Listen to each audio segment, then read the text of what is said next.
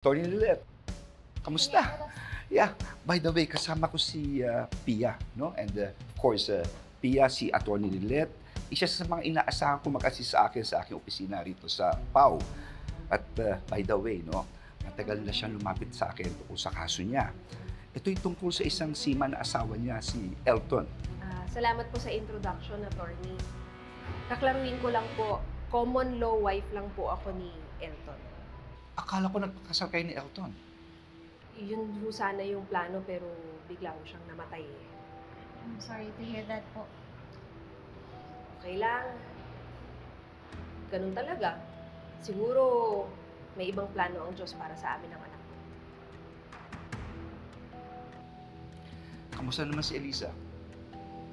Ayun, syempre, ayaw po niyang ibigay yung parte ng mana ng anak ko. Kasi sila daw po ni Elton ang tunay na mag-asawa. Kasi hindi rin naman sila annulled eh.